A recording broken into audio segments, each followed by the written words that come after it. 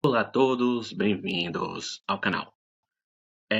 Você já sentiu que o governo cria leis para proteger, mas o resultado é sempre mais custo? Nós temos diversos exemplos nesse sentido. O primeiro que eu lembro foi algo que aconteceu na cidade de São Paulo, quando proibiram caminhões de transporte de óleo, gasolina, entrar na cidade num certo período.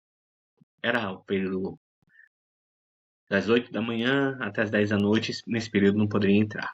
Foi o que aconteceu? O aumento do preço da gasolina. E nós temos diversos exemplos desses, que o governo cria leis para falar que é para proteger, mas é sempre custo, é sempre mais legislação, que gera novos problemas, e, e é o que ocorre. Nesse mesmo sentido, nós temos a Lei Felca, que é chamada assim, mas é o Estatuto da Criança e do Adolescente no Ambiente Virtual, como é chamado mais. O que acontece? É uma lei que basicamente cria mais custos com, o, com, a, com a desculpa que é para proteger as crianças. Vale falar que ela apresenta alguns problemas, mas quando você vai ler a lei, ela basicamente traz mais custos. Pensemos, por exemplo, em pequenos estúdios de criação de jogos que serão afetados. Vai ter um aumento da burocracia, das exigências de conformidade e atinge aqueles que não têm um departamento jurídico, o pequeno empresário, que muitas vezes não tem. Muitas vezes esses jogos indie, por exemplo, são jogos onde tem um lucro de 20 mil em vendas, mas tem que ser dividido entre 10 pessoas, entre 5 pessoas. Então, são pequenos lucros. As multas existentes na Lei Felca vai de cerca de 10% do faturamento até 50 milhões. Uma multa de 10% do faturamento de uma empresa dessas praticamente acaba com o lucro. E o que acontece?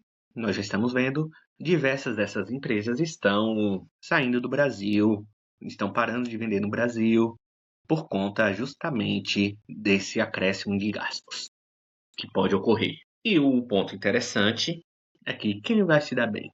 Empresas grandes como a Meta, o Facebook, essas empresas, elas têm condições, não necessariamente de pagar essas multas, mas de ter uma grande departamento jurídico, uma grande estrutura para evitar tomar essas multas. E vale falar que um dos pontos é pedir a questão de uma comprovação que a pessoa que está acessando é maior de idade. E os custos seria, por exemplo, a pessoa iria tirar uma foto, ia ter a IA para reconhecer a idade daquela pessoa, que já é um sistema um pouco, como devo dizer, com pouca qualidade, com pouca certeza e, e um grande gasto.